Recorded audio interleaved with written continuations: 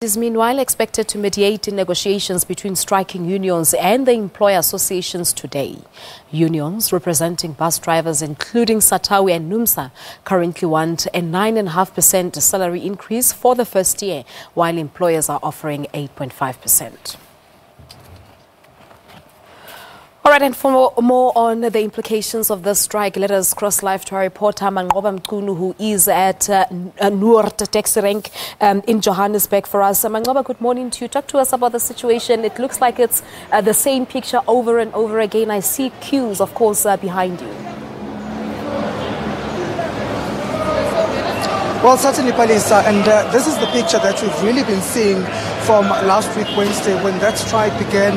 You'll recall that many have flooded taxi ranks, trying to really find transportation, trying to find alternative transportation that will take them to workplaces. But of course, the people here still frustrated on the second week, saying that they're not being helped at all and saying that the queues here are really moving slow. You can imagine, Palisa, at this time, it's close to 8 o'clock, and this is usually the time where most employment starts, when people start to work. So many of them are saying that, they're hoping that this is sorted out as soon as possible, because it's really now becoming more than an inconvenience. And of course, also pinning their hopes on those talks that are expected to be facilitated today by the Labour Department as well as the Transport Department, saying that they hope those talks will come with some sort of a solution, and hopefully that the drivers even could go back to work and continue to serve the people while those negotiations are taking place. So, Palisa, not a different picture to what we've seen in Soweto, of course.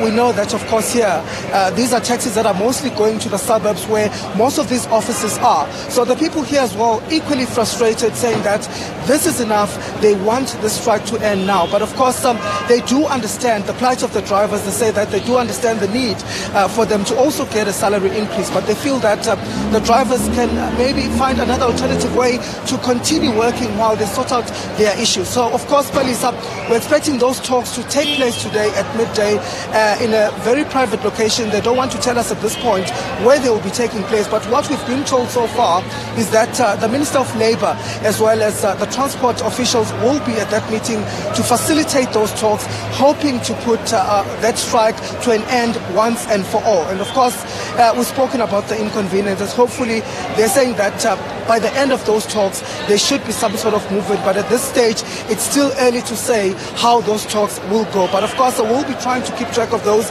But we have been told that they will be private and that the media will not be allowed to be part of those proceedings. We'll leave it at that for now. Thank you so much for coming through. Of course, as we said, it's the similar picture from what we've been seeing for the past 7 days when the strike started. Of course, commuters still very much stranded. It's after 8:30, but you can see the queues are still very long. Now, for the latest on the strike, let us once again go to Cape Town and cross live to our reporter Nomawethu Solwandle. Nomawethu, talk to us. Where are you now currently and how's the situation?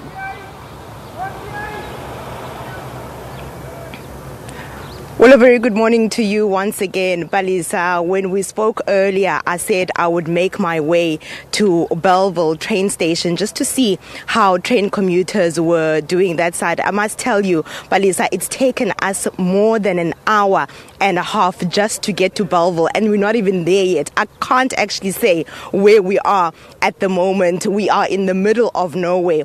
But since speaking to the train commuter at Nyanga Junction, you remember that she said that there were so many delays when it comes to trains, and sometimes they are just unsafe because the train would just stop in the middle of nowhere and they would be robbed. So on our way to Bellville station, we actually saw this happening, and we saw train commuters actually getting off the train to make other alternatives just so they can get to work earlier or soon. If you can see behind me, Balisa, these are train commuters that have just gotten off the train. I'm actually going to make my way to them so that I can speak to them just about their experience and what is going on here at the moment. But you have just gotten off the train, Gogo. Just tell me what's happening and what have you been told as the commuters?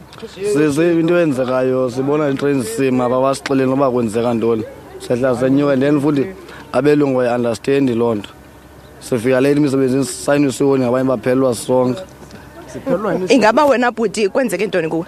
Ndibona mna itrain apha zimile nje andazi khona nasestation akhona sixelelwe kodwa siyabhatalisa uba masithenga amatikiti emsebenzini abelungu basilindile bafuna siphangele. No, this is not fair, no? This is not fair because now we are losing the day's work. Is Metro Fail going to pay us for this day? No.